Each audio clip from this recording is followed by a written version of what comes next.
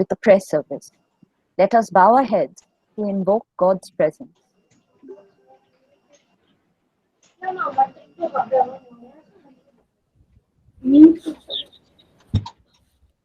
A reading from the Bible, Psalm 127. Unless the Lord builds the house, its builders labor in vain. Unless the Lord watches over the city, the watchmen stand guard in vain. In vain you rise early and stay up late, toiling for food to eat, for he grants sleep to those he loves. Children are a heritage from the Lord, children a reward from him. This is the word of the Lord. Thanks be to God.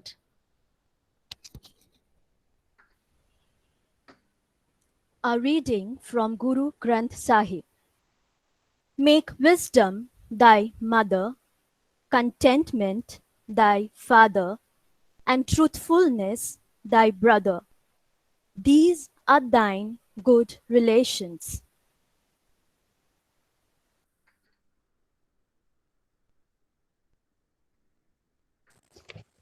A reading from the Quran. And lower unto them the wing of submission and humility through mercy, and say, My Lord, bestow on them your mercy as they did bring me up when I was small. A reading from the Bhagavad Gita.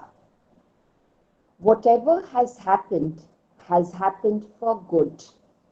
Whatever is happening is also for good. Whatever will happen shall also be good.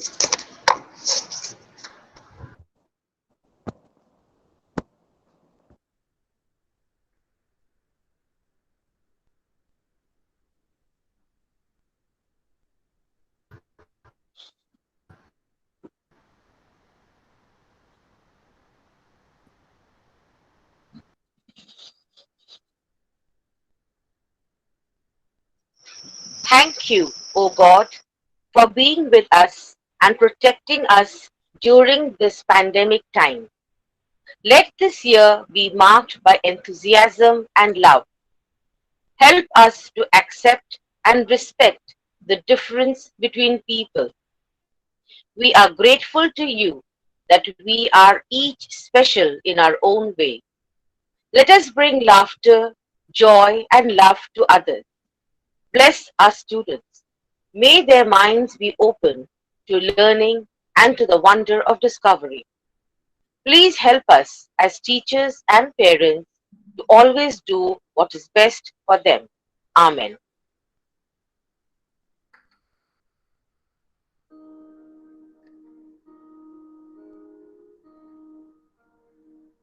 The Lord's my shepherd, I'll not want. He makes me lie in pastures green. He leads me by the still waters. His goodness restores my soul. And I will trust in you. And I will trust in you. For your endless mercy follows me. Your goodness will lead me on.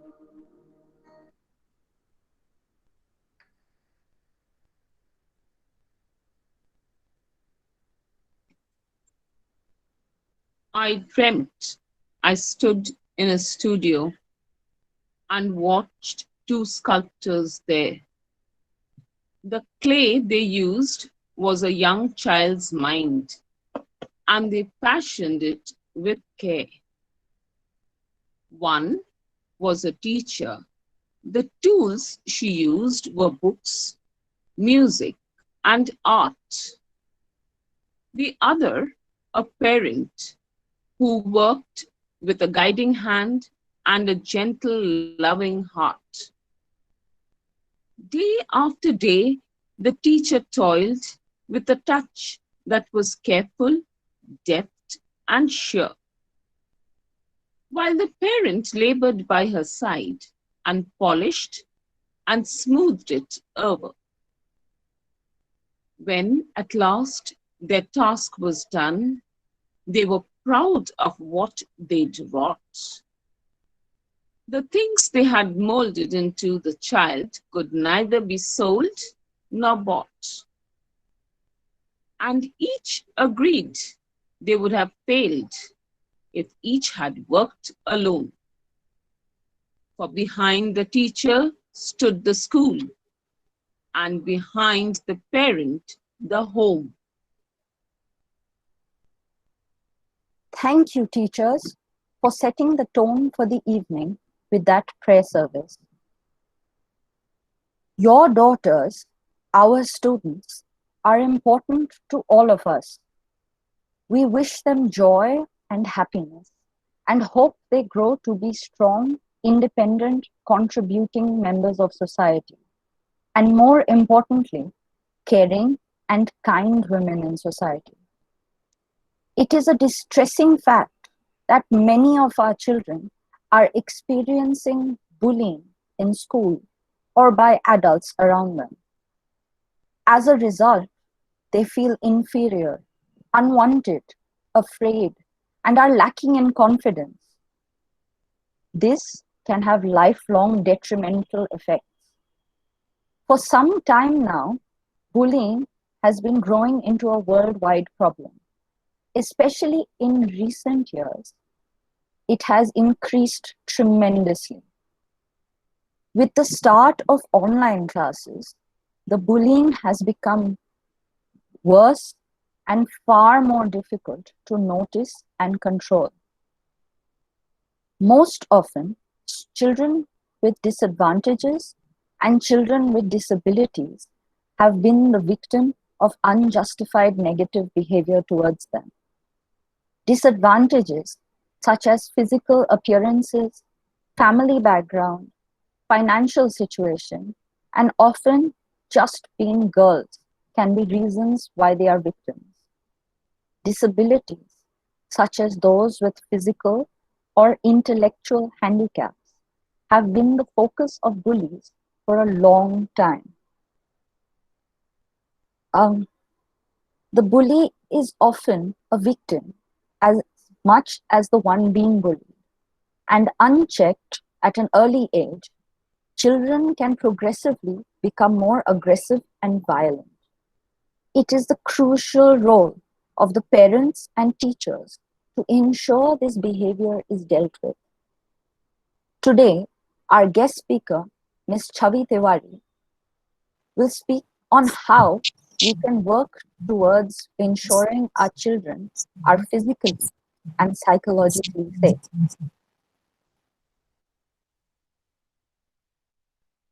Our guest speaker today, Ms. Chavi Tiwari, is currently working at Institute of Psychiatry Center of Excellence, Kolkata, as a RCI registered clinical psychologist.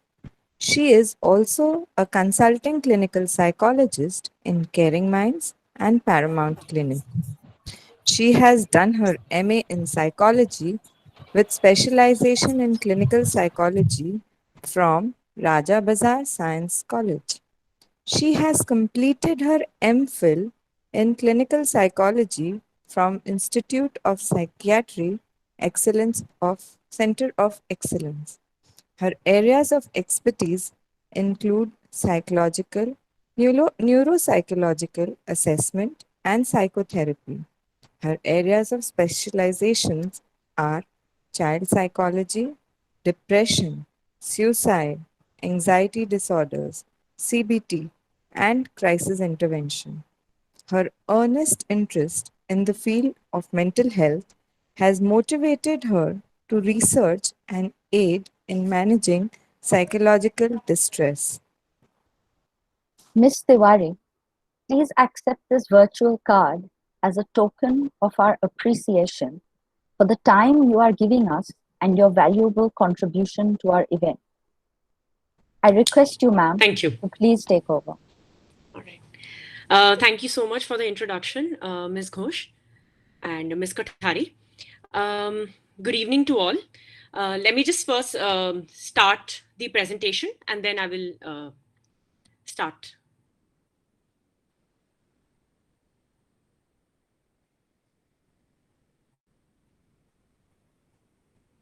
Are you all able to see my presentation? Yes, ma'am. Yes. All right. Okay. Okay. Thank you. Good evening to all.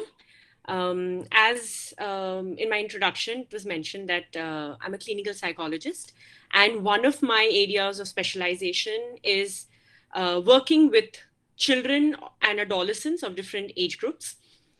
In the recent past, I have worked with children with different psychological, physical disabilities.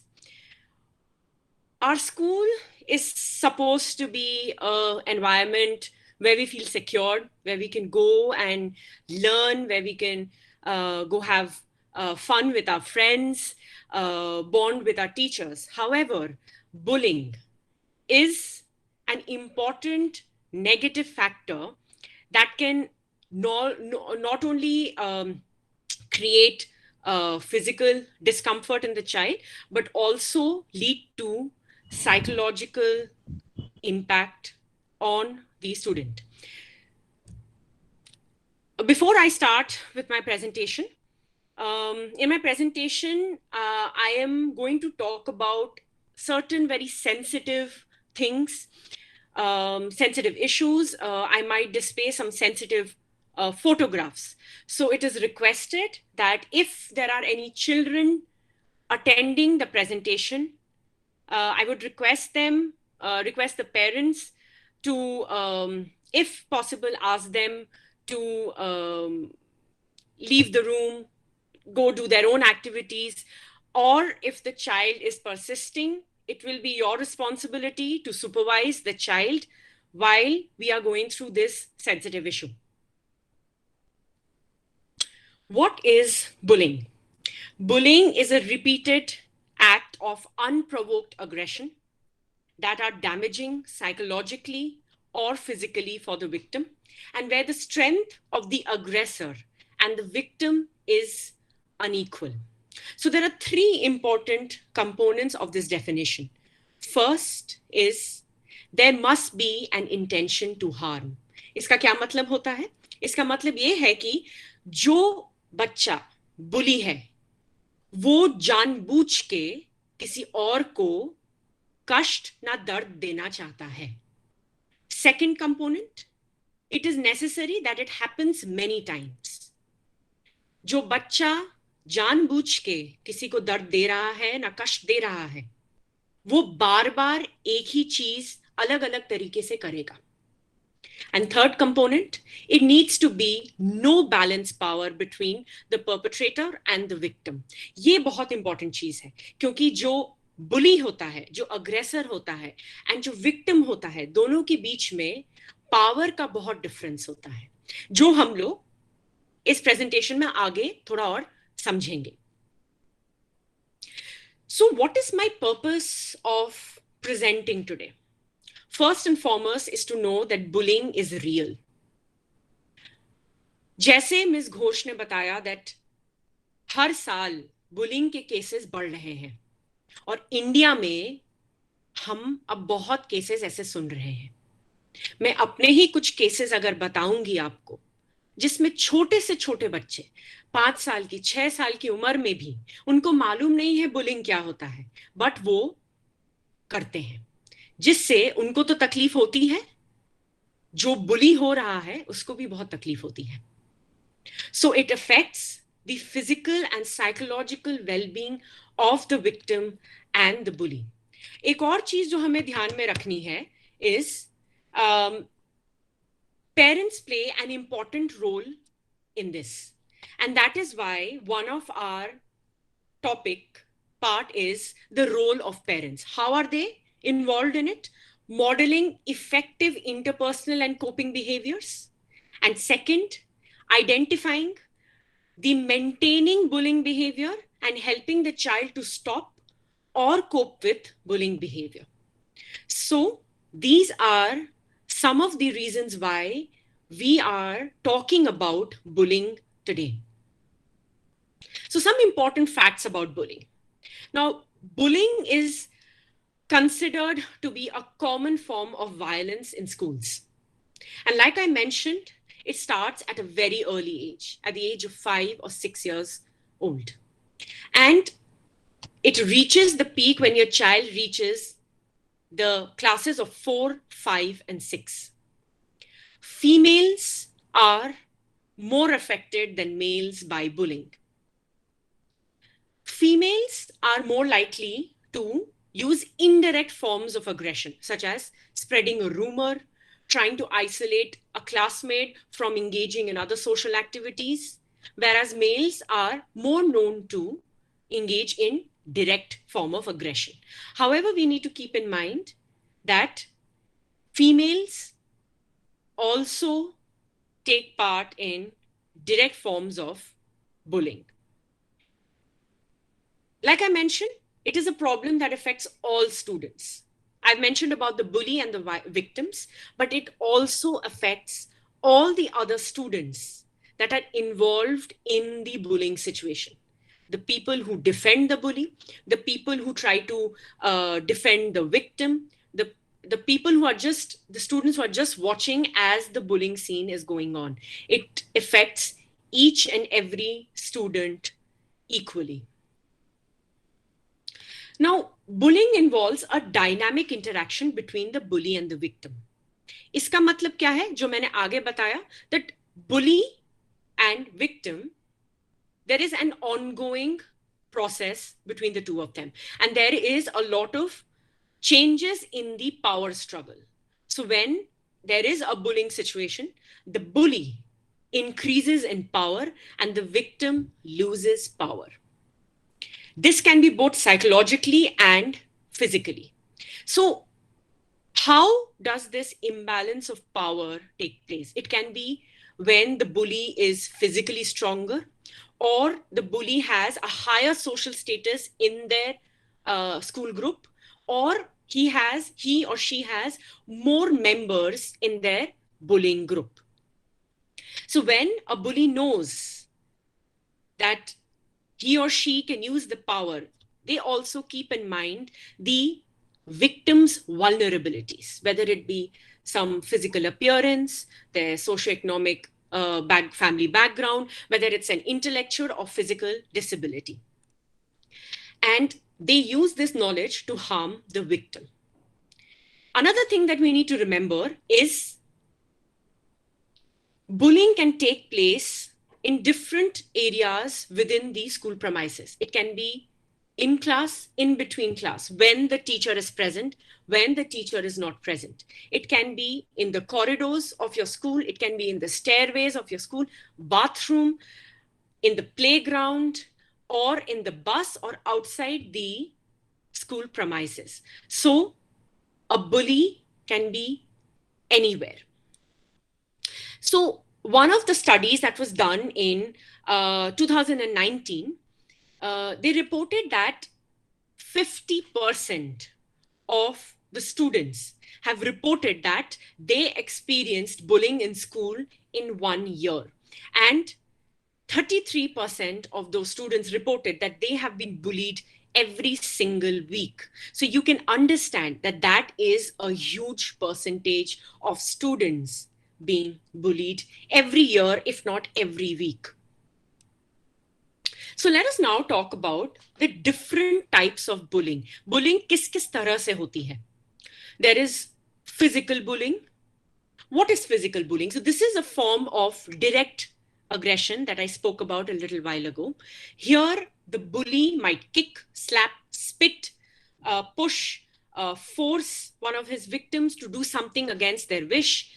as well as excessive monitoring of the victim before they launch an attack. So, इसको जो हम लोग कहते हैं in another form, stalk करना. So, if a bully knows that I have chosen this as my victim, तो वो उसके हर movement को follow करेगा. They will try and understand उसके weaknesses क्या है. What time is my victim alone? What time can I harm her or him the most? So that is also involved in physical bullying. The second form is known as verbal bullying. Now this is in the form of verbal abuses, taunting, spreading rumors, insulting, cursing, even threatening the person, manipulation, name calling. जो हम लोग कहते हैं something like, hey loser, come here, okay, or something like chinky, जो हम लोग adults में भी बोलते हैं, right? तुम क्या चिंकी हो? So this is a form of verbal bullying. Then comes sexual bullying. And you might feel that, children, what do they know about sexual behavior? But this is where we are wrong. One part of it is correct, that they don't completely understand what they are doing, but it's the satisfaction that the bully experiences while engaging in sexual bullying. So it can be in the form of using dirty words. It can be in the form of touching a victim against their wish, or even threatening to do so. And this is quite evident in the researches that have been done in bullying. The next form is known as psychological bullying. So this can be in the form of harassments, threats, intimidations, humiliations, or rejection from a group. तुम पढ़ाई में अच्छी नहीं हो, तुम हमारे साथ नहीं खेल सकती हो, तुम जोर से भाग नहीं सकती हो, तुम क्या मेरे टीम में रहोगी. So these are all forms of psychological bullying. Then comes property bullying. Now, what is property bullying? Taking other people's things, disposing of it, or destroying it. जैसे pocket money. So the bully might just go to the victim and say that, give me 10 rupees, I want to buy something. And the victim is saying, no, the money is for myself. But the bully is like, if you don't do it, I am going to throw all your pencils from your pencil box. So because the victim is afraid that it will actually happen, and she has experience that it has happened, so they will give in to the bully. The last is cyberbullying. Now, this is something that has come up in the last decade. We all use technology, internet. And currently, because of the pandemic, we are having to use the Google Meet, Zoom, WhatsApp more often than before. So cyberbullying is means of using online technology to hurt someone. So it can be in the form of a text message. It can be in the form of a Snapchat. It can be in the form of a post on Facebook, a post on Instagram. And it can happen very easily. Many a times, it gets very difficult to monitor who the bully is. So this is something that is coming to the forefront in the last decade. Another thing that I would like to point out, that as adults, we are monitoring our child's use of internet. However, we are also involved in a lot of WhatsApp groups, a lot of online chat groups with the parents of other students, where we unknowingly or sometimes intentionally say a few things about each other's students, which the parent may not like to hear. So sometimes by engaging in certain acts ourselves, we actually encourage the child that this is a normal behavior, you can also do it. And it can be unintentional, or it can be something that we are doing on purpose. So that is also a form of cyberbullying. Now let us try and understand that in a bully situation, it's not only the bully or victim who is involved. There are many other roles that students play. So when I mention these, and I will mention you about a lot of other symptoms and signs of a bully or victim, I would request you to, while I'm saying it, observe and try to recall whether you have noticed this in your child. And that would be really helpful for the teachers and the mental health professionals to deal with the situation better. So the first role that is played is by a bully. Okay, who is the main aggressor? Then comes the target or the victim who is bullied. Then comes the followers of the bully.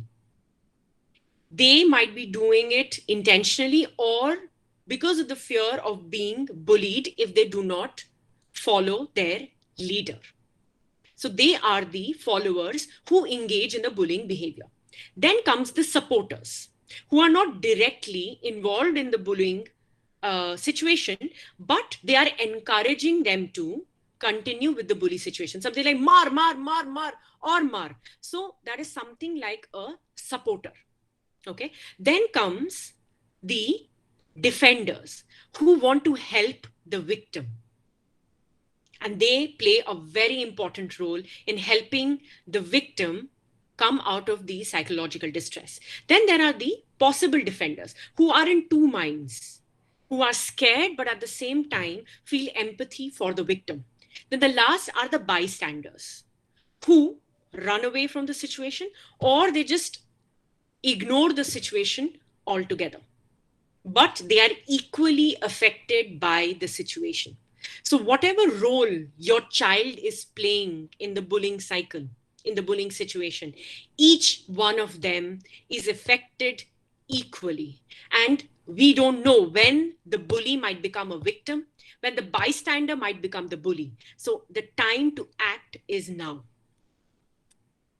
So why does a child become a bully? The first comes the need to feel powerful and in control. It can be derived from the satisfaction for inflicting the injury and to see the other person suffer. And it has also been seen that they have high levels of anger, impulsivity. Impulsivity का मतलब क्या होता है? बिना सोचे समझे कुछ कर देना, ना बोल देना, और बाद में उसका क्या consequence होगा, क्या result होगा, उसके बारे में परवाह ना करना. Poor regulation of emotions and behaviors, even supportive beliefs about violence, which I will talk about in the next few slides. They also have low levels of empathy. एक बार किसी को मारा, कुछ गलत बोला, उसके बाद उसको खराब नहीं लगा कि मैंने ऐसा कुछ करा, among many others.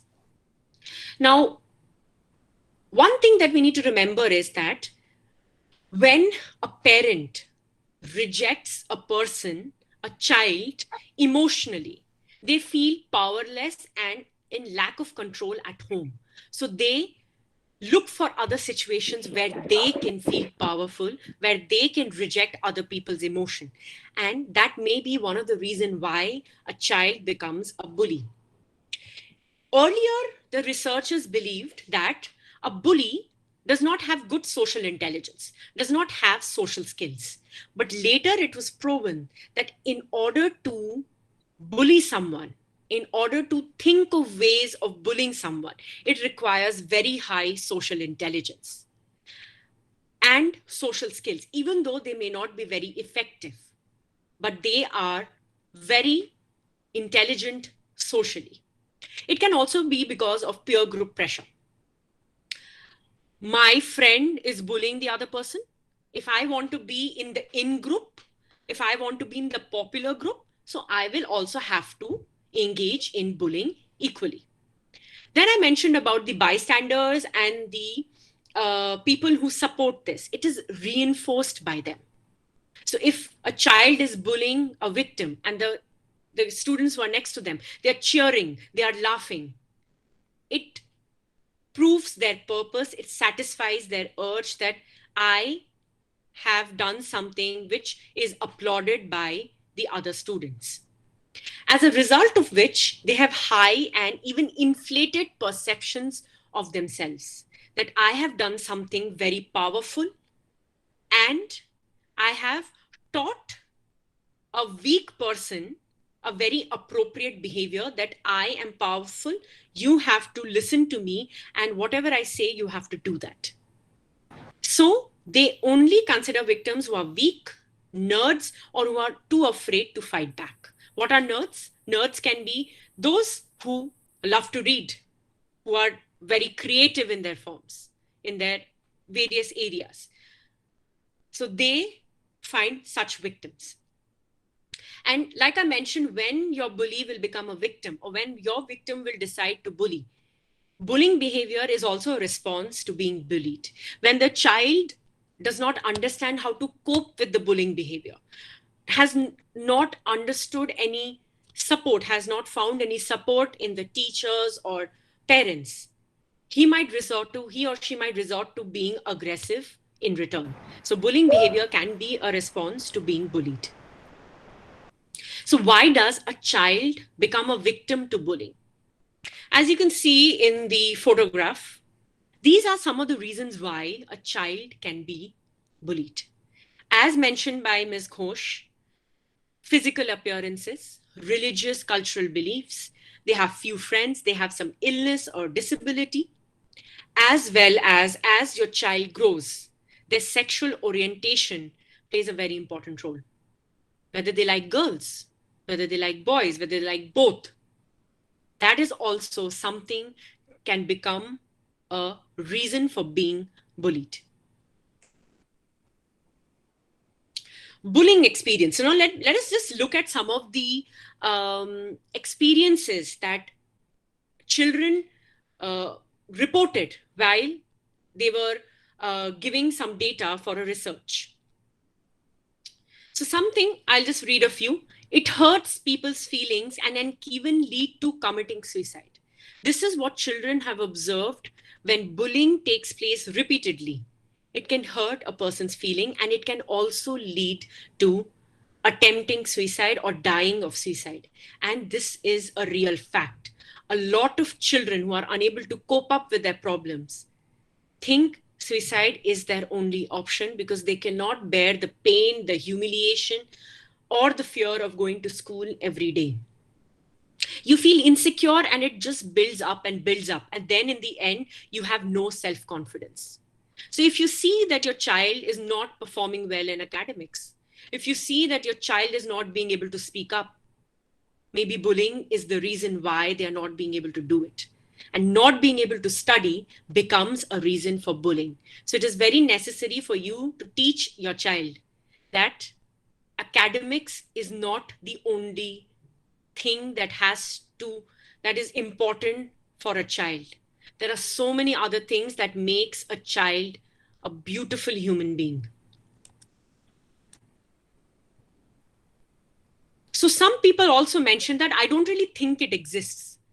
If you're being cyberbullied, then there is something wrong with you. It is insanely easy to avoid by blocking people and so on. Perhaps it consists of people insulting you online. So there are also students who feel that bullying is not real. And if it is there, then there is something wrong with you, that there is something wrong with the victim, that they are unable to support themselves. No, that is not true. A lot of times, your child will not report bullying. I'm worried it might affect my other friendships. I'm scared that if I tell, then the bullying will still go on and they will do more. So there are several reasons why a child does not report bullying. Now, let us come to the second most important part of today's discussion. That is the role of parents in bullying. Now, family is the primary institution of child's socialization. And it is an institute which shapes the personality and behavior of the child. In one of the prayers, if I can recall, they talked about a mold of clay. your child is like a mold of clay. The way you parent your child, the way you bring up your child, the child is going to take that kind of personality and shape. And families consider to be the longest influence in every aspects of child's life. So if you have given attention to your child during the first few years of their childhood, it's not enough. You have to do it till the very end, because it's the longest influence in every aspects of child's life. Parents are the first adults children have as role models. Now, this is very important. You are role models and you are the influence on their attitudes and behaviors. So it is your responsibility to play very critical roles in preventing and addressing bullying. Now, like I mentioned, that even though parents have a good understanding about what bullying is and what can be the negative effect they have on the children, they are not ready to believe that the child might be a bully or the child might be a victim of the bully when the child reports. They may be unaware of the child's involvement in bullying because a lot of times the kid does not inform the parent about their experiences. Now, there can be different reasons why they do it. They feel that if they report it to their parents, they will just overreact and they will quickly report to their school and maybe call the parents of the bully, and it will make matters worse for the child. Another reason why it happens is that children with disabilities do not want to worry their parents when they believe that they're being bullied.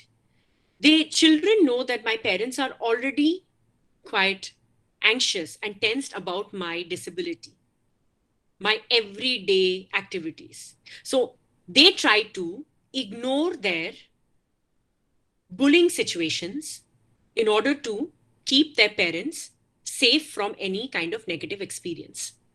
But what happens is that a lot of times children, they themselves do not understand that they are being bullied, that what they are going through is detrimental to them. And as a result, it may also impact their ability to report it.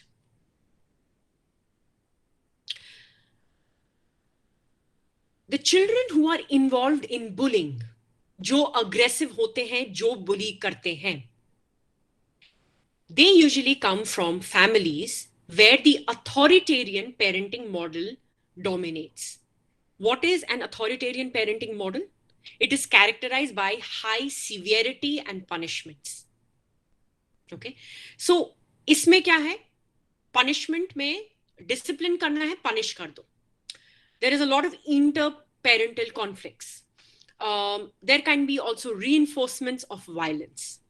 There can be lack of supervision and a lack of limits.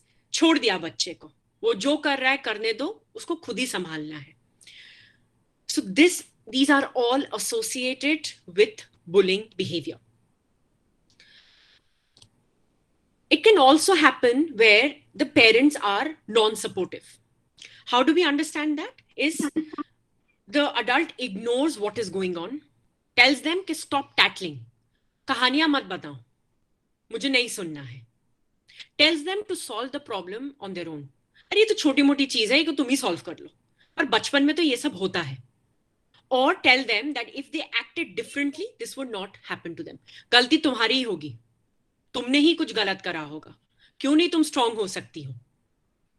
Families that are overprotective and families that tend to avoid conflict can also lead to bullying or a child becoming a victim. As soon as you hear that your child is crying, Ole baba, ki holo, bolo amake, or put it under the carpet, कि कुछ नहीं हुआ, हम लोग अभी solve नहीं करना है, हम लोग भूल जाएंगे इसके बारे में. So the child does not have the opportunity to learn how to manage conflict, and that is an very essential part of living mentally and physically healthy, to resolve conflicts. Another factor is abuse and neglect. Abuse can be of any form. It can be physical, it can be emotional, it can also be sexual. There are a lot of students who are directly or indirectly involved in these forms of abuse. Another is neglect. Like I've mentioned before, they completely ignore the child, or they completely let the child do whatever they want freely. So when a child learns this behavior at home, they realize that this is a normal behavior, this is an appropriate behavior. I can also deal with conflicts in the same way. So the child learns this behavior and signals, and this is a signal to others that weakness has been learned and accepted as a stable personal trait. And it has been seen that girls who have witnessed their mothers being harassed, insulted, and beaten up by their parents, by their partners, might learn that violence is a normal way of being treated. And in turn, they will also not speak up or accept it if this happens to them during their childhood or even later in life. Another reason why this can happen is that we can always have parents who are, both of them are working. They have to balance their work life, their personal life. It's tough. Definitely, it's very tough. But we try to compensate for our time spent with our children by giving them money, by giving them gifts. But what about investing in your child's socialization, spending quality time? So parents who work longer hours make more money, but they don't allow time to cultivate, maintain, and invest in their child's socialization can also lead to bullying and being a victim of bullying. Another reason why is that when the child does not get equal time with both their parents, it can be due to divorce, it can be due to the death of one parent, or because one parent chooses not to be involved in a child's life. There also, the child does not understand relationships and has difficulty in maintaining relationships then and later in life. So this vicious cycle of victimization starts at home and continues at school. So the role of parents, you, the parents, it is a very crucial one in identifying and managing bullying and victimization. So let us try and understand how aggression takes place. So there was an experiment known as the Bobo doll experiment. This was done by social psychologists, where 72 children were divided into 3 groups. 24 of them were shown aggressive role models, female and male models, who were punching the toys, who were throwing the toys, tearing the toys. Okay. Then the second was where non-aggressive role models were there. They were playing with the toys, they were caressing the toys, they were hugging the toys. And the third group, there were no role models. So when the children were put in the same situation and they were told that these toys, you cannot play with them. You have to play with only those toys which were a little shabby and old.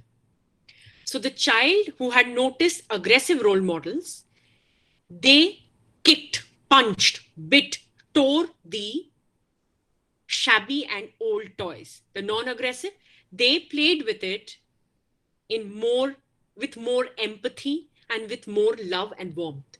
And those in the control group, some played aggressively while the others played in a very warm manner. So this is known as observational learning. Your child observes you every day, every second of their day. Be the person you would want your child to be.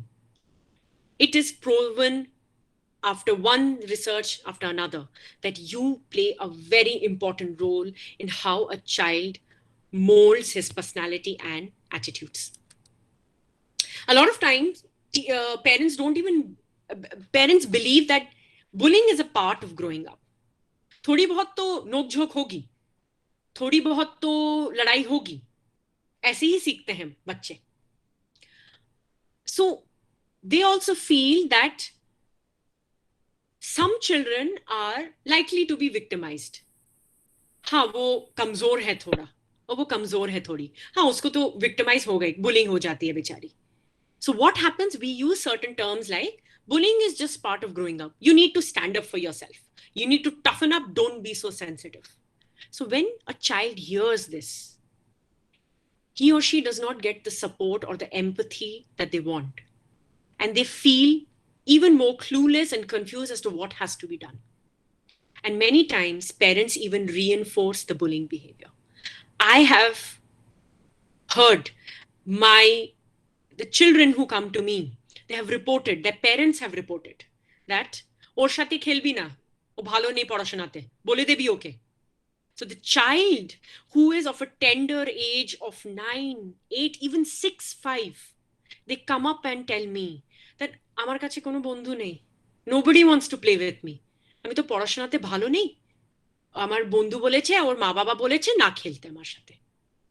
So sometimes you are reinforcing the bullying behavior. So what effects does bullying have on the victim? It leads to poor self-esteem, low confidence, feelings of inadequacy, and may develop mental health problems like depression and even thoughts of suicide. Lowered academic performance and leading to absenteeism. So we need to remember, like I mentioned before, academic performance is not the only thing that defines your child. If your child is being bullied, it can be a reason that their academic performance is deteriorating because they're being bullied. They're scared of going to school. They're scared of paying attention to their teachers. They're scared of doing their homework. Because if the bully notices that they are performing well, they are going to get victimized again. Or they have to be in complete alertness. What will my bully do next? And as a fear of going to school, they start having physical health problems as well. Where they will notice that your child is saying, I'm having headaches, I'm having stomach aches. They may even have vomiting tendencies as well as sleep problems. So if the child does not sleep properly, he will not be able to function the next day properly. Also, unhappiness and loneliness at school. And they report, like I mentioned before, very few close friends. Also, bullying affects the bully. Poor school performance. Because a bully is so busy trying to be aggressive towards other persons, they are likely to get suspended from school.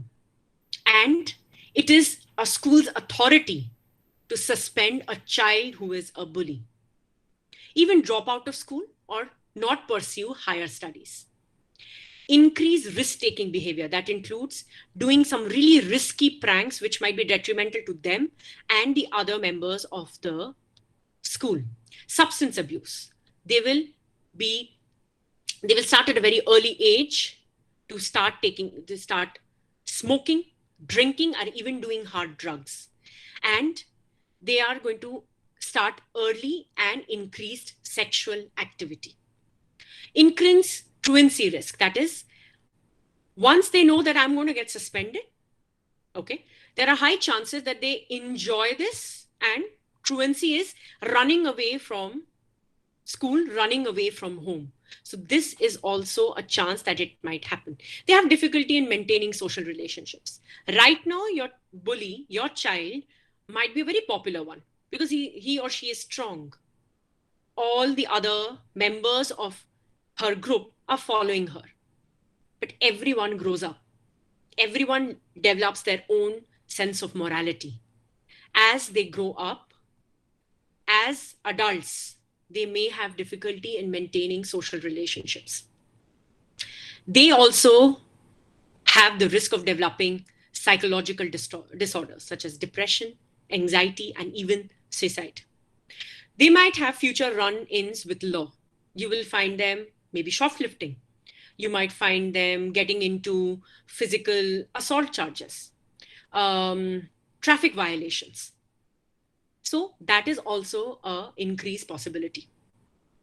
and as an adult when they have engaged in bullying behavior. This can take in the form of child or domestic abuse. I am requesting you to reflect upon your own childhood. Were you abused? Were you neglected? And are you unintentionally doing the same with your child? Because it does happen. Effects on the bystanders. So they may not be directly involved in it, but they are equally negatively affected. Nobody likes witnessing something unpleasant and which is being repeated again and again. They themselves become fearful. What if they become the targets of the bullies? So they might get involved in cheering on the bully, or they might try to avoid it completely. They also perform poorly in classrooms because their attention is so focused on how they can avoid becoming the targets of bullying rather than on the academic tasks. So these are some of the signs and symptoms of a bullied child. I would like you to read them and ask yourself, have you noticed this in your child? If yes, please talk to your child and report it to your school authorities. Is your child afraid to walk to or from school? Maybe afraid to ride the school bus? Is apprehensive about going to school altogether? Complains of headaches, stomach aches, or just feels ill? He or she has come home where their clothes or their personal items have been damaged. Book फटा हुआ है, पानी पूरा घिरा हुआ है, बाल बिखरे हुए हैं, कहीं कहीं कहीं कट है, bruises हैं. Does the child appear sad or depressed about going to school or when coming back from school?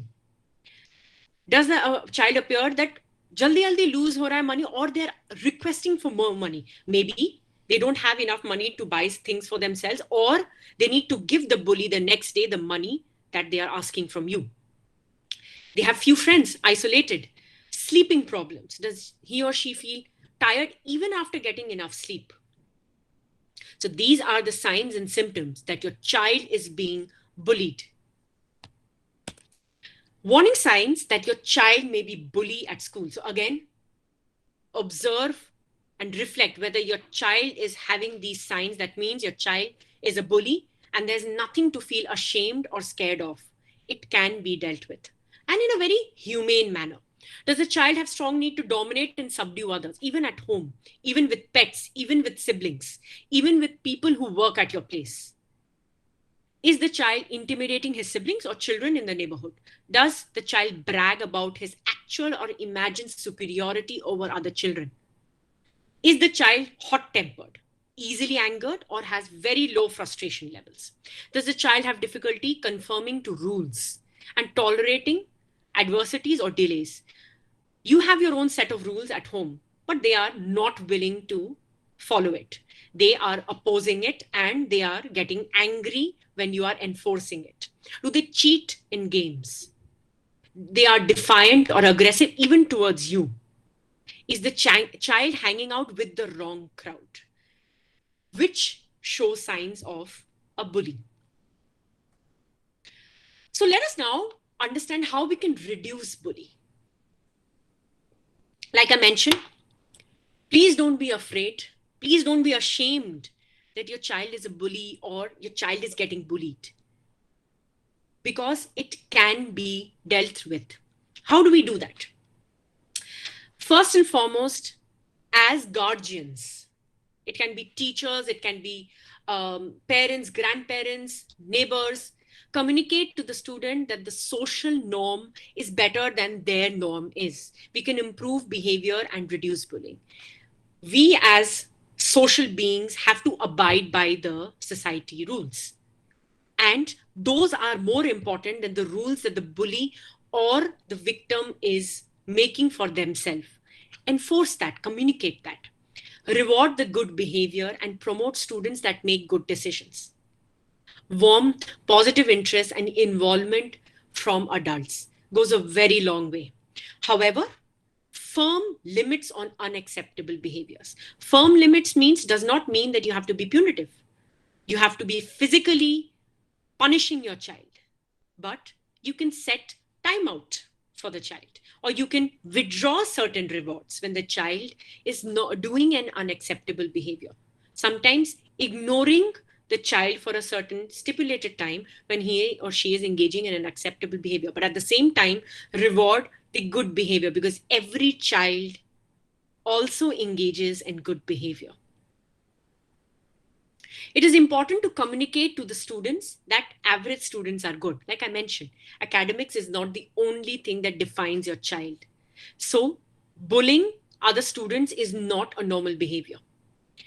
Monitor your child's school and extracurricular activities, including the use of internet and electronic devices. Many of the students use your phones.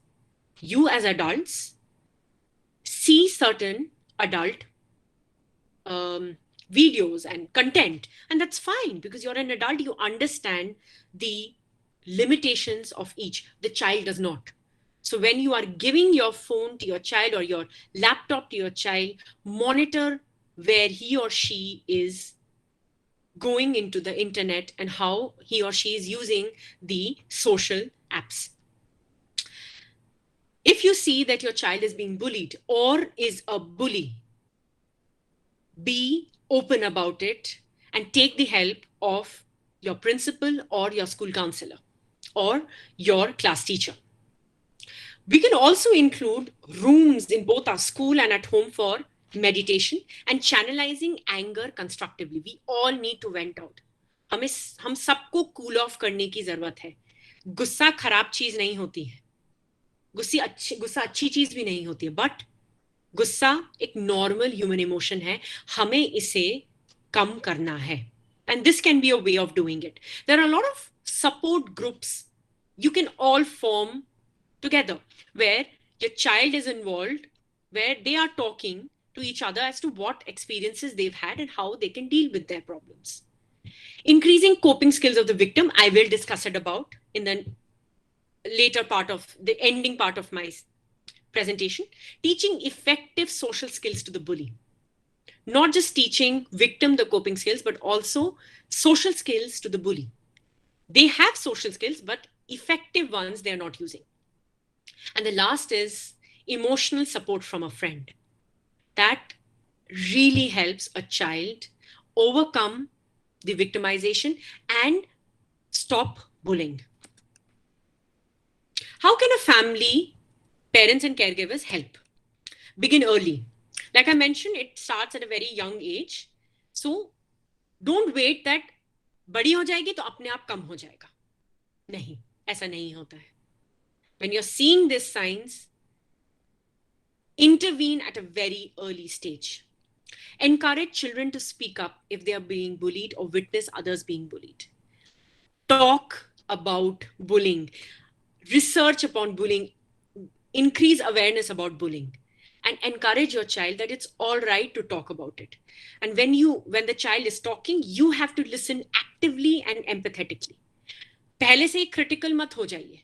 पहले से ही अपनी suggestion मत दीजिए. सुनिए अपने बच्चे को. सुनने से ही बहुत solution मिल जाते हैं. Show warmth and be engaged. Model how you treat others with kindness and respect. Like I mentioned, आप अपने बच्चे को जैसा बड़ा करना चाहते हैं वैसे ही एक्ट करिए. How you deal with conflicts, how you deal with relationship issues, your anger management, your child is going to learn that. So model that. Develop clear rules and expectations about how children should treat others. That is very important. Encourage kids to do what they love. खाली पढ़ाई पढ़ाई पढ़ाई पढ़ाई नहीं करिए. Dance करना पसंद है, खेलना पसंद है, कुक करना पसंद है, करने दीजिए. Take out time in your day and encourage your child to do what they love. It's going to channelize their emotional distress. It's going to channelize their anger. They're going to find meaning in their life. Teach that child, every child is unique and one needs to accept the differences and respect each other. ये बहुत important है. पढ़ाई में अच्छा नहीं है, चश्मा पहनती है, मोटी है थोड़ी, that's all right. Every child is unique and every child is special. ये सिखाइए अपने बच्चों को. Help your child to learn how to cope Resist the urge to become the fixer for your child. Now, anxiety, anger, depression is natural. That is what you have to teach your child. Teach them to manage and cope with their emotional distress. Don't fix it for them. Support them in fixing, but give them the opportunity to fix it on their own by supporting them. So let's understand how a child can develop coping skills. As you can see in the photograph, these are some of the ways in which coping skills can be developed.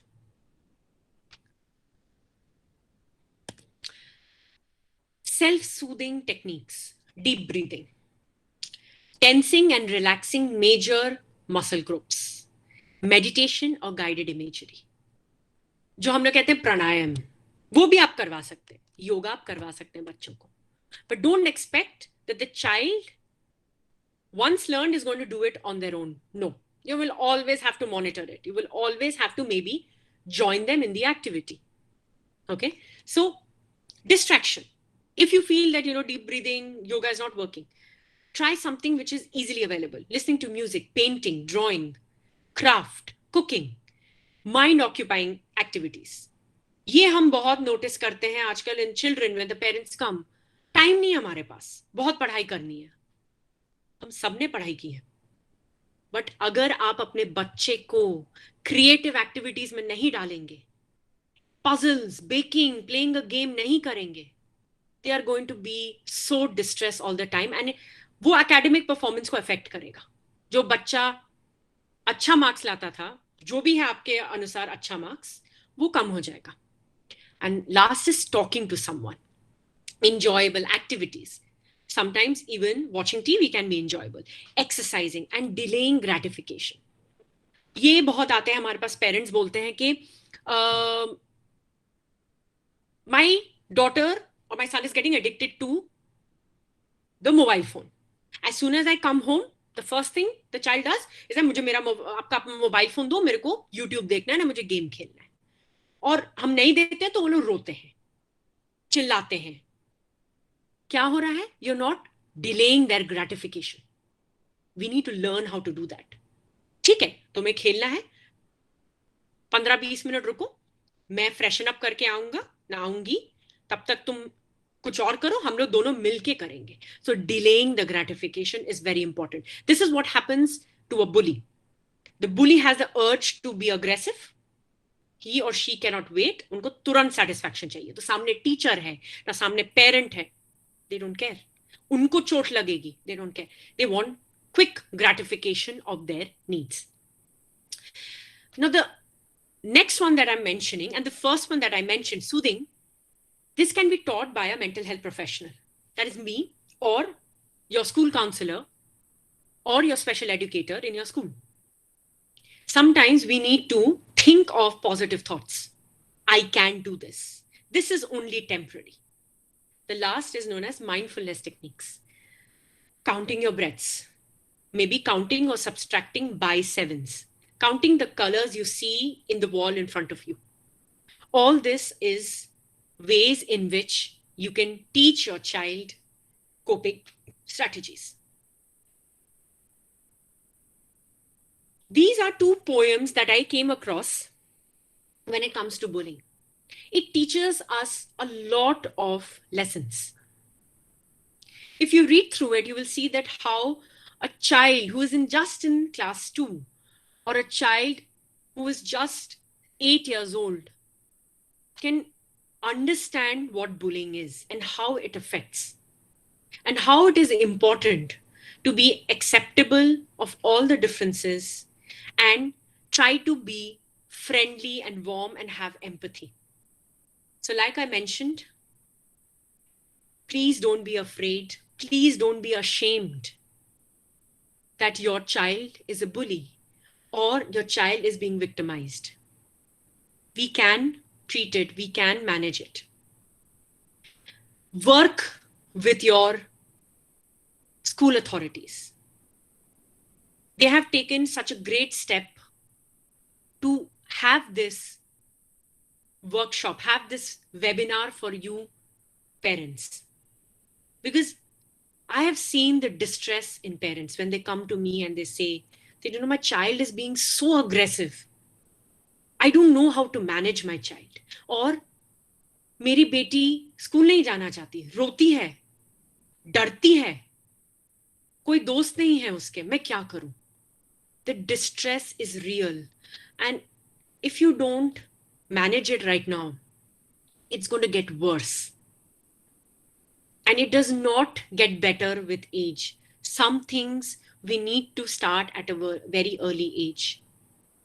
So please contact your school authorities.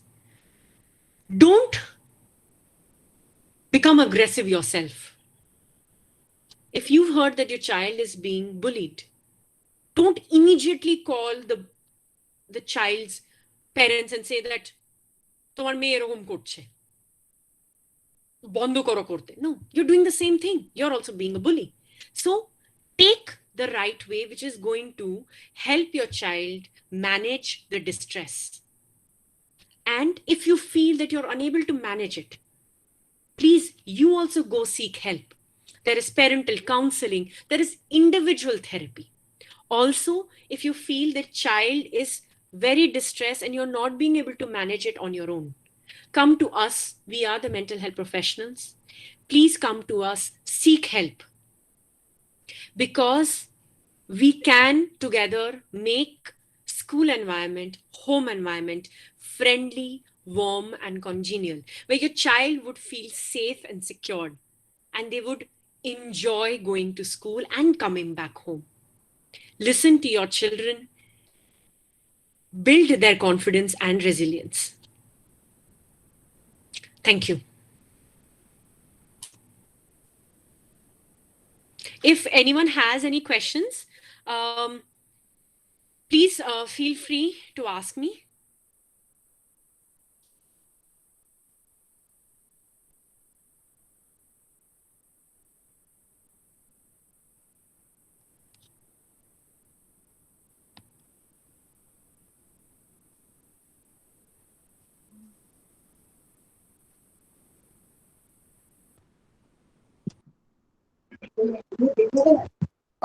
Madam, my daughter is in class 4. Okay. Mm-hmm. Can you hear me? Yes, Yeah. I can hear you, Mr. So what I wanted to know is your contact details. Mm-hmm. So will I get it from the school?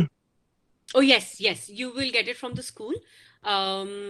Just ask Miss Bakchi or Miss Ghosh or Miss Kothari. They will provide you with the details. Okay, thank you. Most welcome, Mr. Das.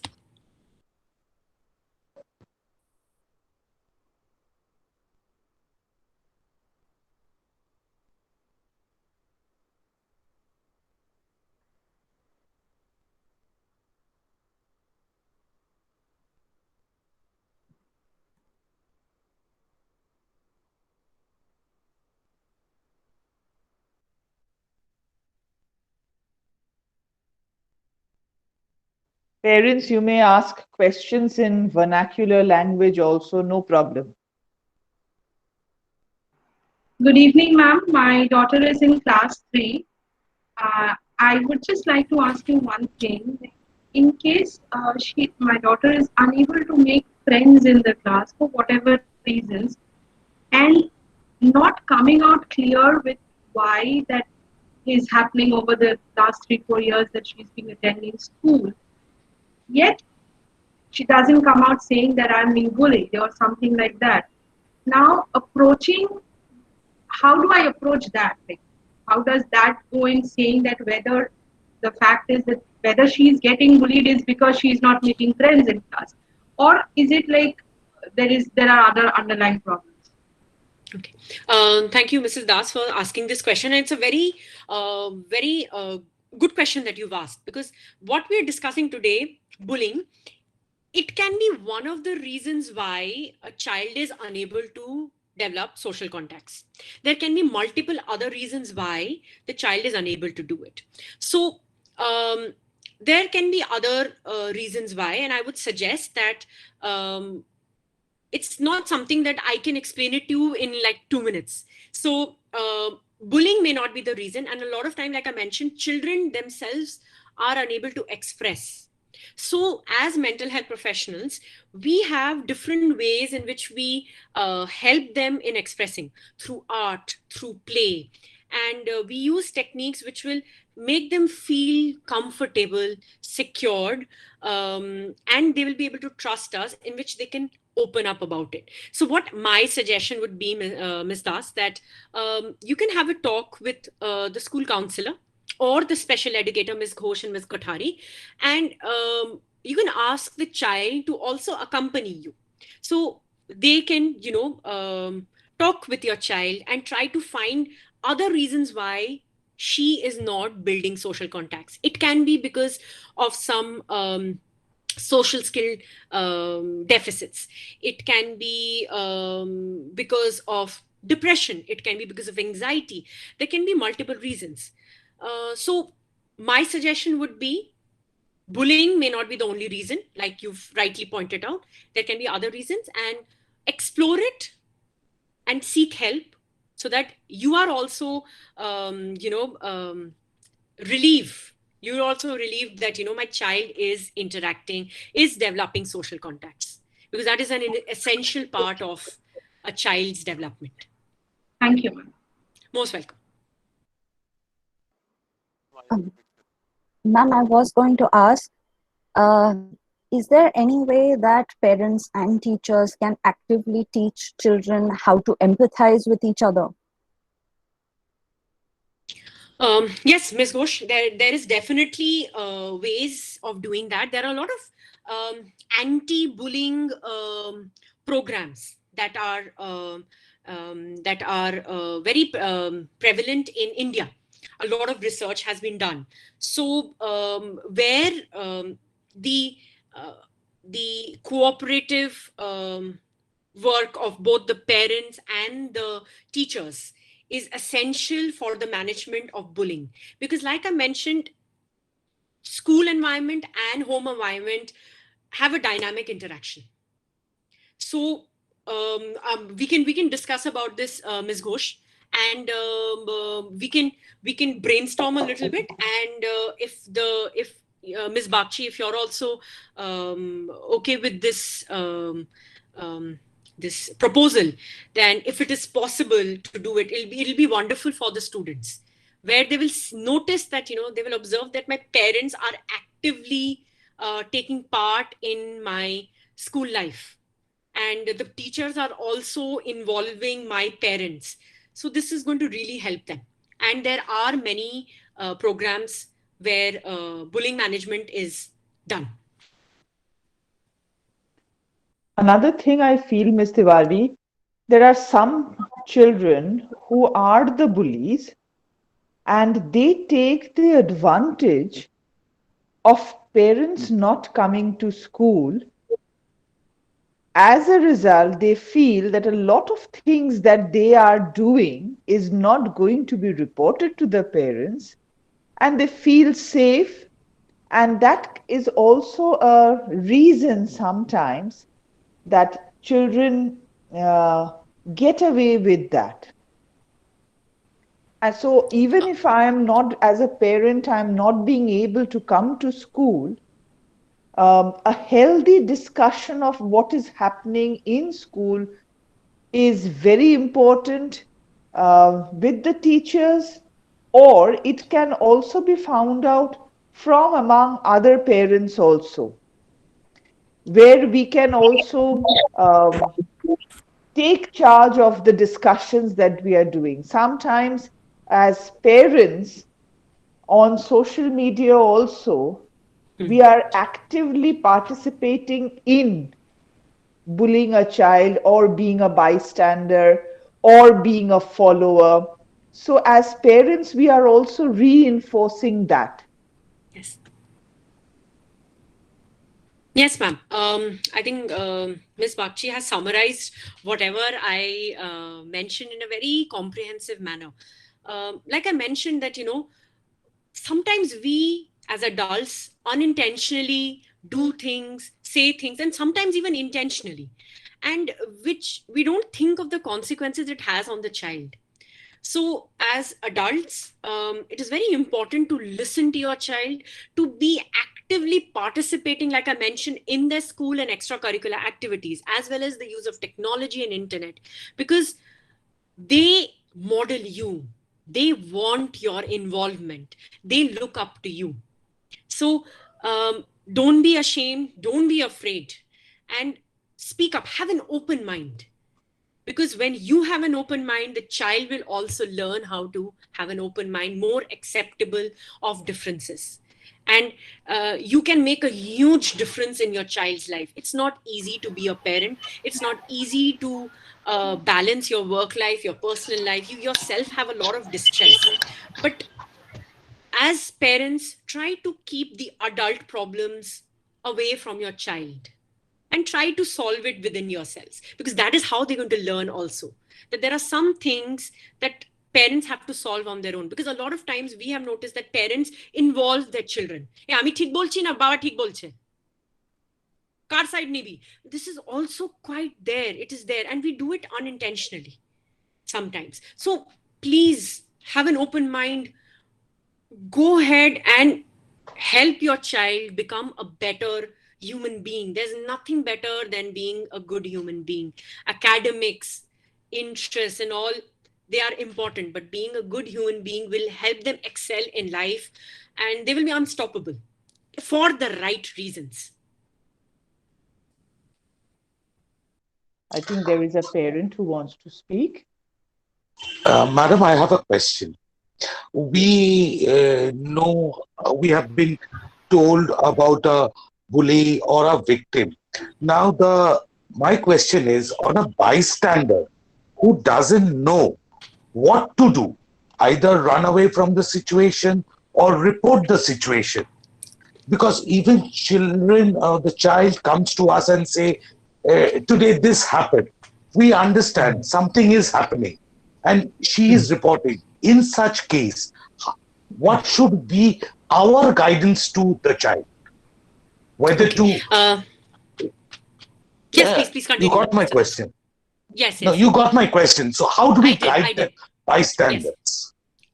Mr. Das, again, this is a very good question.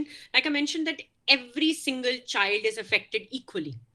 So when a child is coming to you, teach the child to observe the situation. Encourage the child to every day come and say what is happening. Encourage the child to go and tell the school authorities if this is happening. Another thing, teach the child, encourage the child to help the victim in whatever way they can.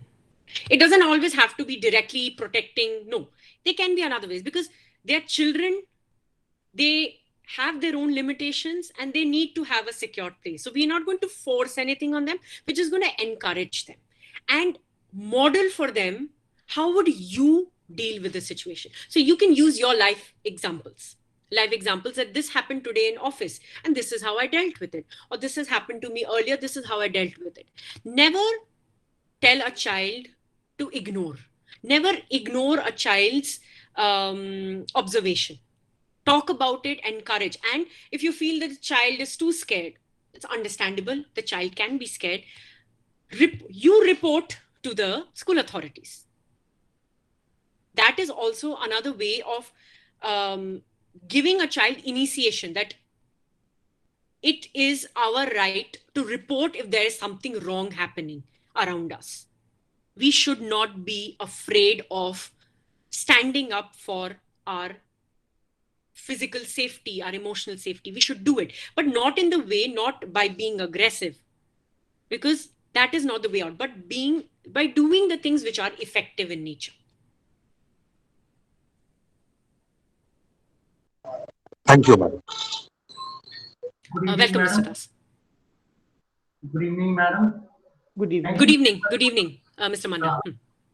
Thank you very much for this nice presentation. We have learned a lot from you on this regard as far as bullying concerned. My daughter is in class 4 in Walter School from nursery. Since last 5 years, I have not faced any such thing in this school. That is good. One thing I must confess, but I do not know what will happen in the future. But my question is, as far as this bullying concerned, it is not mandatory that it will happen in the school. It may happen in other environment also, in family itself or in other environment also. So my question is that if you please emphasize on this in a short note, that I feel they should be make aware of this such situation in advance as a precautionary measure. So in a short note, if you could emphasize on this, that what are the things we should tell them in advance, or they might face in such situation, and what will be what will be the role on that situation? Okay. Hope you got my Okay. point. Yes, Mr. Manna. I did not mention the other environments because our topic was very specific today. Like I mentioned, abuse can be in any environment, but whatever environment the abuse may be, the role of a parent, a role of an adult is always the same. Okay. It does not change according to the situation, because abuse is abuse, violence is violence. There is no less or more abuse. There is no right or wrong abuse. Abuse is detrimental. It is against the rules. It is against our mental and physical boundary. So our role, whatever situation may be, will remain the same. What are they? Listen to your child empathetically, actively. Don't jump to conclusions. Don't jump to straight away giving advice and suggestions. Because as adults, we tend to do that. We feel that we know best. Children don't know. They are small. They should listen to us. It's a normal thing. But this is something that we need to train ourselves. Third is, when the child is talking, summarize what the child has said without blaming the child or anyone else around. So this is also something very important. I think I should have mentioned in that when a child is talking about a bully, that so-and-so girl is bullying me. So when you are summarizing, in your summarization, don't say that Miss X did this to you, she's at fault. Don't do that. Because a bully is also suffering in the same way. He or she also has reasons why they're doing it. They are also not. So summarize it in a way that is non-judgmental and give them a lot of comfort, physical comfort. Because physical comfort has more effect. And of course, seek professional help, because professional help will teach her a lot of coping skills and a lot of, right. So try to do that, Mr. Manna. But a very good question. Thank you for asking. Thank you.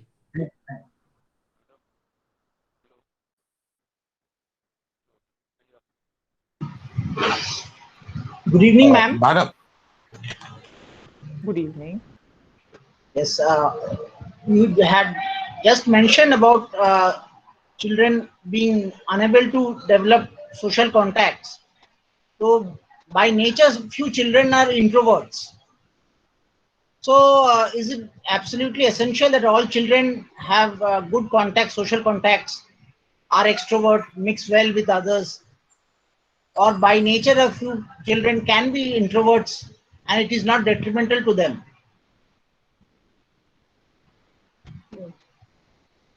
Sorry. Thank you for asking this question. It's a very relevant question. When we talk about personalities, introvert, extrovert is the first thing that comes to our mind. It's not about having a lot of social contact, but even introverts need those close friends whom they can confide to, whom they can relate to. That is important, because initially a child may be introvert. So that does not mean that the child has to always do all the activities with other people. Have their own me time where they will, stay in, maybe read a book or, watch TV, do some creative art alone. That is all right. But developing social relationships is essential for social beings, which is human beings. It is essential because eventually this thought comes that, am I alone? Is there no one for me? And if we don't learn it from the earlier times, how to build social relationships, later in life, when our cognitive functioning has become rigid. We have molded our personality. At that time, it becomes very difficult because we see a lot of adults who come to us who were introverts with personality, but they were never encouraged, motivated, or given environments where they can develop their own groups of social contacts. So we are not comparing it with other children. We're just seeing what she or he is comfortable with. It can be one person, it can be two persons, but that is essential, as well as how to relate to other people. That is also essential, because one day we are going to go out of our home, out of our comfort zone, where our parents are not going to support us all the time. What then? If I get into a social relationship trouble, how am I going to come out of it? So social skills are important. The effective ones to learn for everyone is important, so that later in life, they have the right amount of skills to deal with the problems, because problems are going to come, because we have to deal with other human beings. So not having too many contacts, that's not the point. Having social contacts, having the skills required for social relationships is essential. So can these skills be encouraged or inculcated in people who are by nature? Yes, it can be. It can be. So what you can do is you can research upon it, become more aware of it. Second is, like I keep mentioning, go to your school counselor, go to your special educator. They are trained to help children develop social skills. You can come to me, a professional, mental health professional, where you feel the child is, the child's other areas of functioning is getting affected. You can come to us, we'll help the child. So definitely we can learn any skill we want. We have the potential to do it. We just need the right kind of motivation, right kind of supervision, and an area to, a safe place to inculcate and learn those skills. We all have potential. So yes, we can learn social skills. Thank you. Most welcome.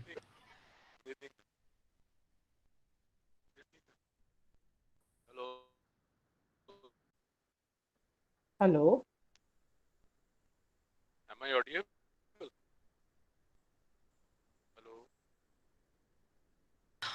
Mr. Basu, I think you're speaking, but I'm unable to hear you clearly. Now, is it audible?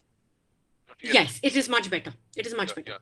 Yeah. Good evening, ma'am. First of all, good evening. Congratulate you for your fantastic presentation. Now, I'll be asking about different work, because most of the children in today's context, they are suffering from behavioral problem, personality problem, behavioral disorder, eating disorder, OCD in general senses. I'm talking about my children, but specifically your topic is bullying one.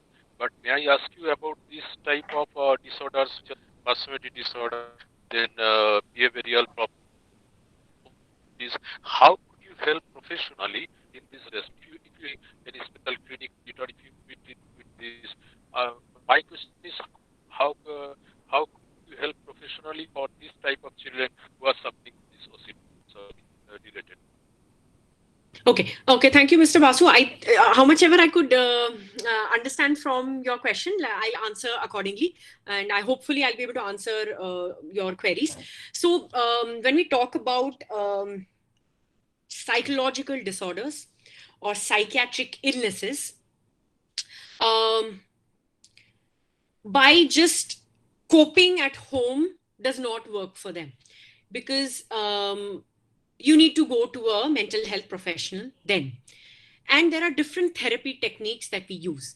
First and foremost, we talk to the child, we talk to their caregivers, and try and understand the symptoms, their family background, their past experiences, everything. After that, we diagnose the child or an adult when they come to us. On the basis of the diagnosis and the symptoms of the psychiatric illness or psychological disorder, we begin with the therapy. Now, there are different types of therapy. There is cognitive behavior therapy, there's behavior therapy, there's exposure response prevention, there is interpersonal therapy. There are loads of therapies that is decided by the therapist in consultation with the family members and the client who comes to us. So each and every disorder, I won't say that it is curable, because we all have certain emotional distress within us. We all feel anxious, angry, and so on and so forth. It is treatable, it is manageable.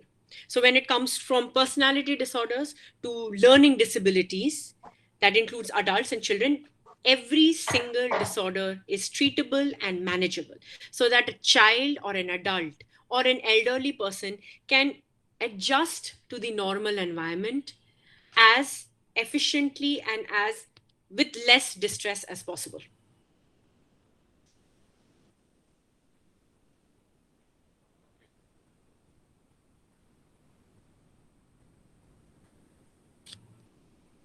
Thank you, ma'am. But may I have any type of contact for this type of treatment? Or I'm sorry, Mr. Basu, I'm unable to hear you. actually, may I have any type of contacts or the clinical address or phone numbers for such type of therapies which are carrying on in Kolkata? Yeah. So I am a clinical psychologist. I do therapy. I do diagnosis, assessment, and therapy. You can ask for my contact number from the school authorities, or if you feel you can also look online. There are many clinics who have therapists, who have clinical psychologists. You can go to the government hospitals as well. In their OPDs, there are psychiatrists and psychologists. You can seek help there. Thank you very much. Most welcome. Thank you. Ma'am, I had a question. Yeah, actually, I'm teaching in pre-primary right now. Okay.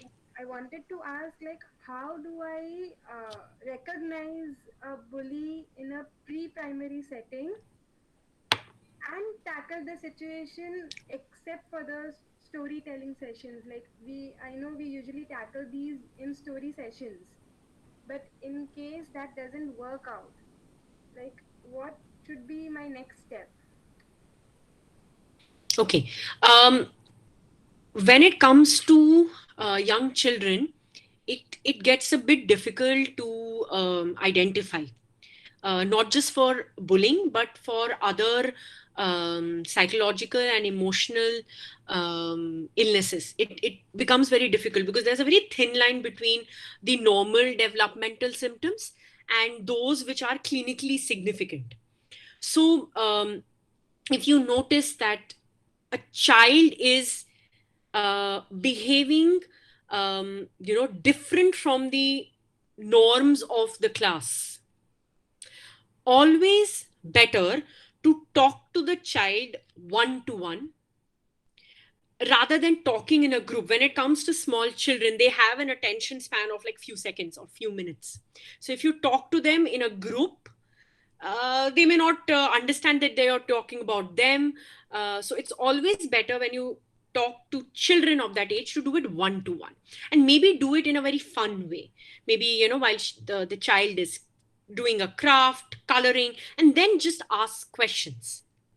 Just, generally, you also, as a teacher, you have the authority to ask about their parents in a very non-judgmental manner, to ask about the family environment, because unfortunately, I have to say this, because a lot of family environment affects a child's behavior, like I've mentioned, in school.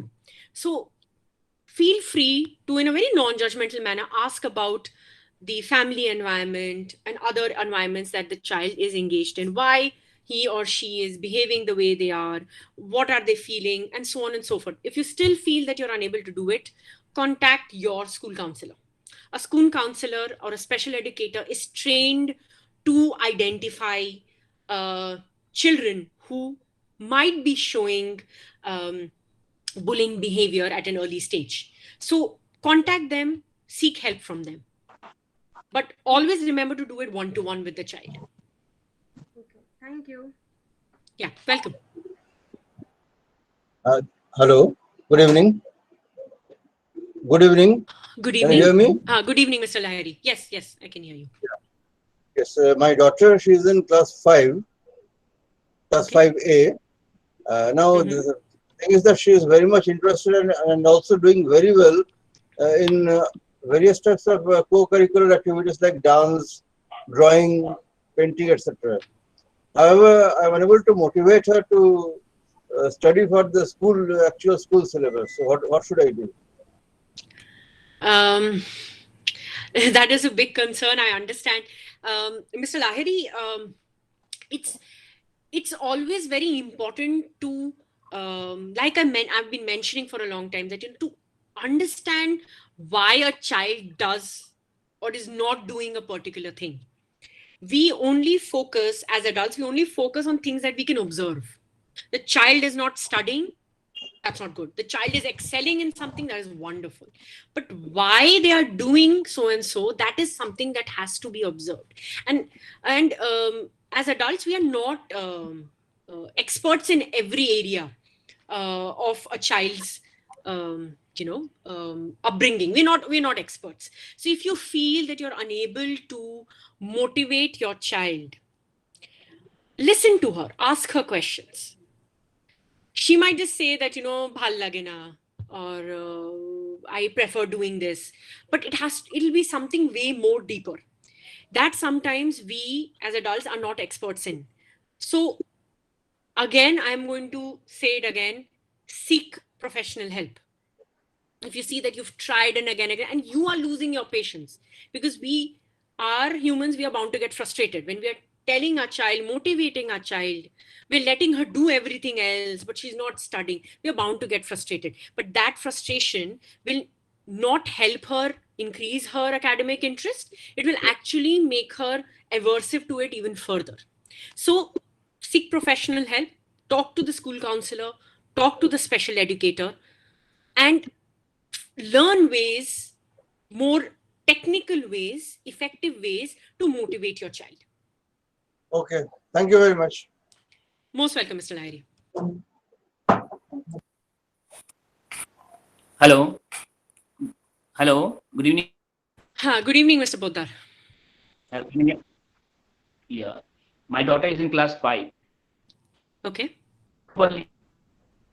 Yeah, my daughter is in class 5. I'm sorry, Mr. Poddar, but I'm unable to hear you clearly. The thing is that, okay, she is in class 5. Okay. But the thing is that when she grown up, is very demanding. Not the things particularly. She's very fond of sleep. Now school is very closed down. Now she wants to grow to wake up after 8 o'clock, where we used to get up early in the morning. So this is the problem I'm facing in lockdown period. How could I manage that one? Please advise us. Okay, Mr. Poddar, I feel this is something that has affected all of us. Our daily routines have been disrupted. We are doing most of our things from home. Children are the most affected, I think, along with the elderlies. It's something that has happened naturally because of the change of routine. I won't say that you can enforce this in your child, but maybe this sleeping pattern, if you can change it a little. What time does she go to sleep at night?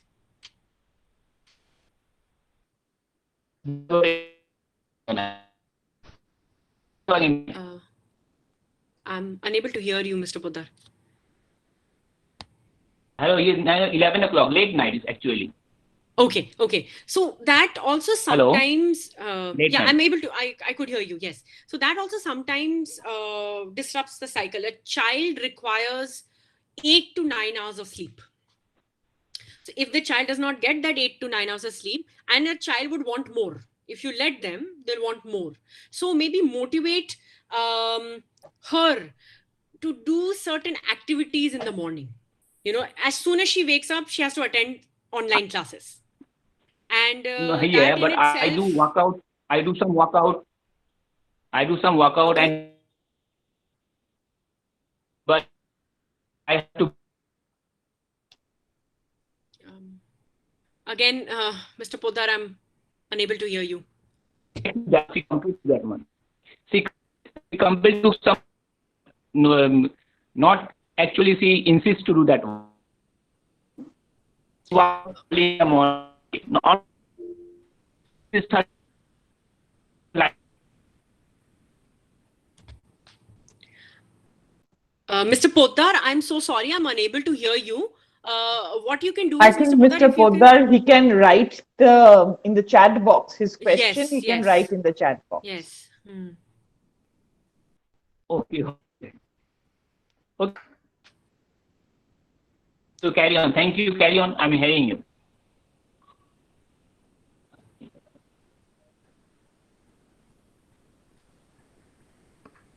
Anyone else who would like to ask any questions?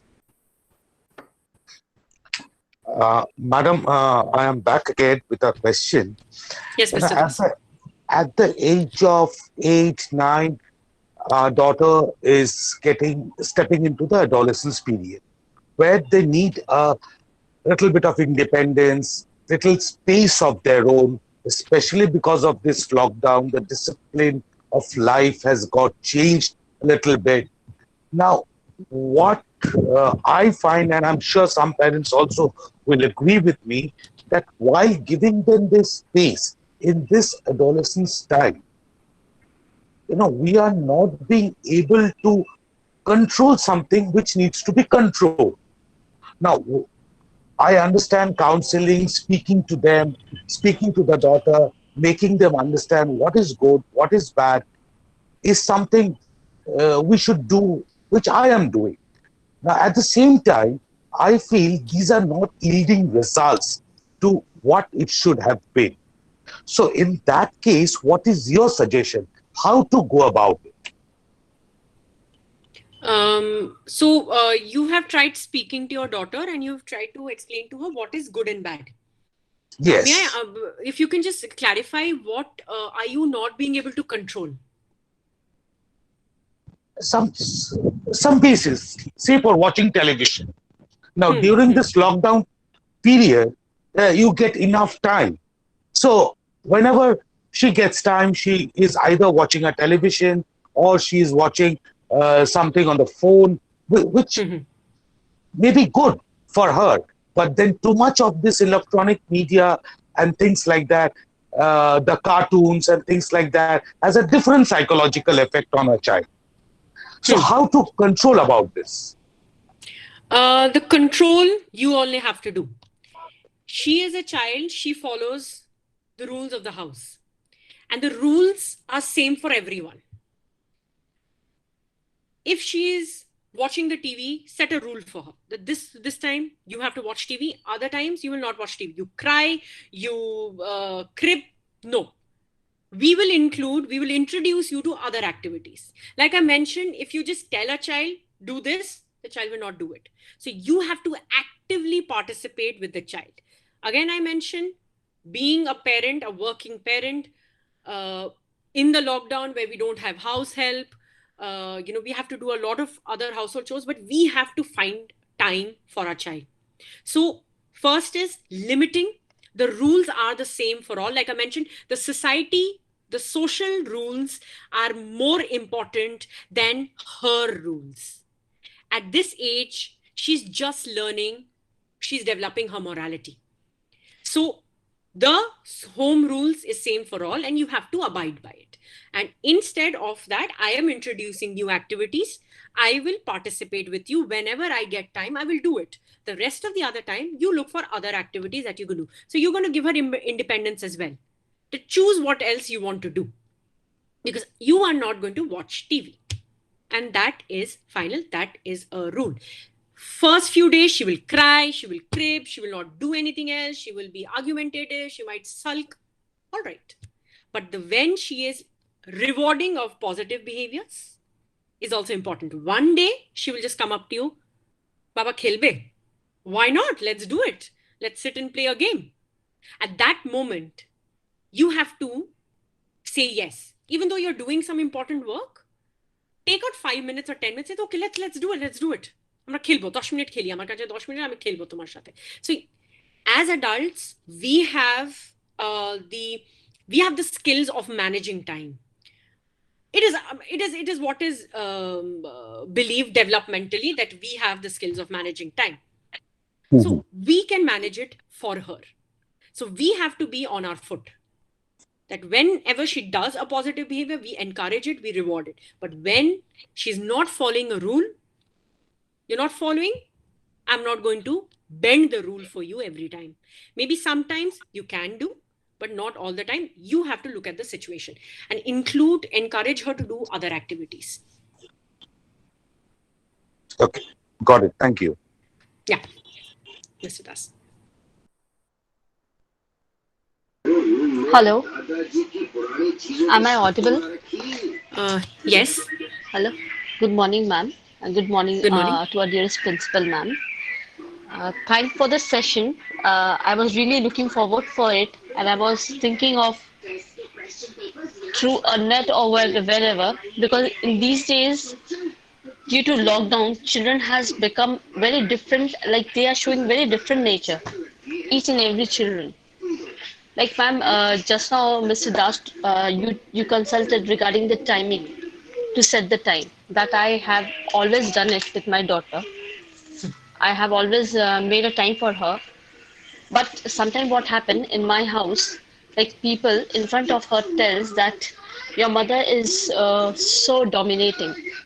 Your mother, she rules a military rule to you. Why do you listen to your mother? You should not. Sleep as the time you need to sleep. Do what you want to do. And watch TV at late night, no problem. So what? This is lockdown. You can enjoy your period this time. So how could I cope up in this, ma'am? Thank you, Ms. Jaiswal, for asking this question. This is abuse. This is what I was talking about. This is a toxic environment where the role of a mother or a father is not given importance. A child's mother or a father will never want to harm their child consciously. They don't want to do it, but because of the environment, it just, unfortunately, we get into this space where we are where our child is told these things. Now, it's very important to understand who is this person in the family who is teaching your child these things, or telling this child these things. If it's not your partner, that's good. That is actually better than the other situation. So if it's not your partner, speak to your partner about it. Okay, it may not be a very healthy conversation, because what we can understand, we live in joint families. There are high chances that the in-laws might be involved in this, or the extended families might be involved in this. Yes. So if your partner is not involved in this, talk to your partner about it. It may not be a very healthy conversation, but it will lead to somewhere. You will understand your situation. And then, if you're unable to cope, because you yourself are in a lot of distress because of it, you have to deal with it every day. So why not take care of yourself first? How can I deal with this situation and help my child deal with it better? Because a lot of times when we are not mentally, physically, emotionally healthy, we are unable to take care of our child. So the first and foremost, like I mentioned in my slides also, if you feel that you are frustrated, you are having difficulty in controlling your worries and the environment, you seek help. First, you get yourself stronger, cope with the situation, and then help out. But it is a difficult situation you're in, Ms. Jaiswal, and I feel that a lot of us are in the same situation where our role as a mother or as a father is questioned. And child is gullible. Child listens to people who allow them to do whatever they want. And it's a mother's job to, mother's and a father's job to help them with understanding. It's a difficult place you're in. So Ms. Jaiswal, if you ever feel that you want to talk about, you can take my number and you can contact me. Maybe talking about your problems will see how you can help your child better. Yes, ma'am. But at our current situation is that the father plus the mother, they both are certified as a very strict parents. Though we are not, we give space to our child. But every time my daughter, she has been taught that your parents, your father, he is so like dominating. Every time he's shouting at you, but he doesn't. If she's doing anything wrong, then only. But here what happens? They say that let it be. If she's doing wrong, give her space. Then only she'll learn. But every time the child is not correct, they are not teaching that. You are correct. Oh, your mother, she shouts, let it be. Go away. And Right. for that reason, she is becoming bit aggressive regarding her parents. Like I mentioned, this is a very difficult situation, but if you both work together, you and your husband, if you learn conflict resolution, it will help you better, because we can't change other people around us, but we can. Hello. Hello. I think Ms. Bakshi, you can ask Ms. Jaiswal to directly talk to me, because this is. Ma'am, I can't hear you. Okay. Yes. Yes. Yeah, Sure. I think this is something Because that this is it's a topic which it's a is very very much personal. Yeah. yes, it's a very personal topic, and we can discuss it in some other platform. Yes, Ms. Bakshi. Yes. Ma'am, there is a question in the chat box from another parent. What happens when some cousin or a sibling creates something like a peer pressure and behaves like a bully persistently? Shall we be strong with him or her? How? For working mothers, she is bound to stay occupied for at least a few hours and hence influenced by them. Okay. Now, if the situation matters, if the sibling or if the cousin is staying in the same home, the situation is even more difficult. But your child is your priority. So whatever the other cousin or other sibling is doing, you have to protect your child. You have to help your child. So you should follow the same way, that if you feel that your cousin or they are being a bully, talk to the parents of the cousin. The worst that can happen is that you'll have a fight, but you're going to fight for your child. Yes, we have to keep in mind the family dynamics. I'm talking in a very general way, in a very generalized way. But when we think of these resolutions, we have to keep in mind the family dynamic. But the priority is your child. So if you see that your child is being bullied or is taking part in bullying because of peer pressure, get yourself involved. Talk to the sibling or the child's parents. And if it's your own child, like a sibling own child, take both the siblings for therapy, because both of them have their own set of reasons why they are behaving the way they are.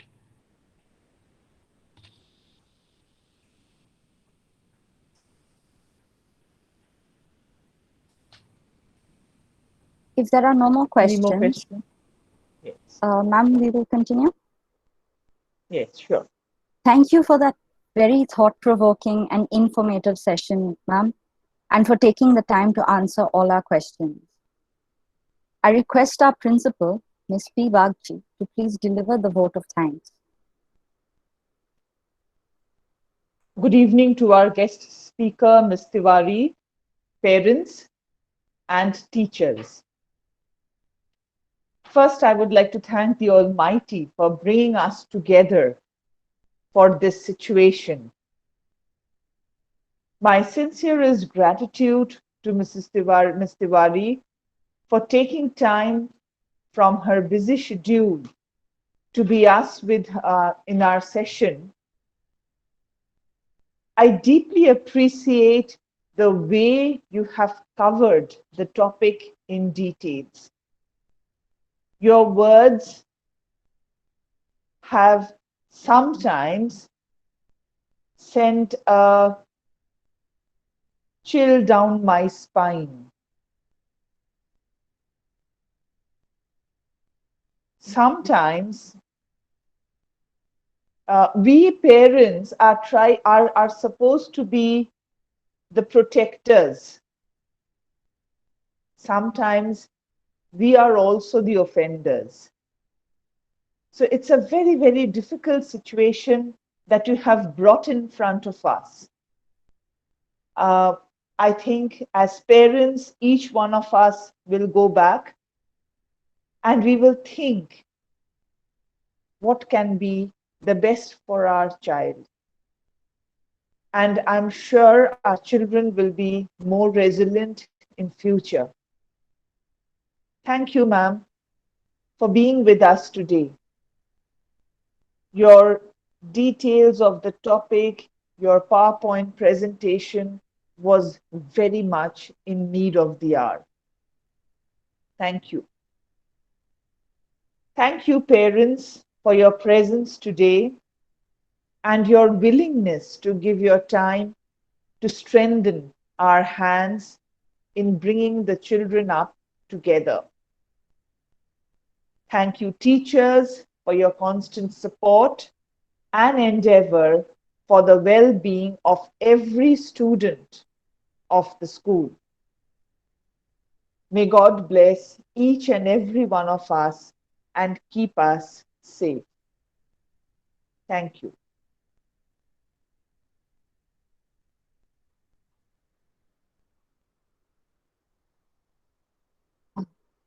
Thank you, ma'am. Thank you, parents, for joining us this evening. This brings us to the end of our program. Good night. Good night. Good night. Thank you. Thank you.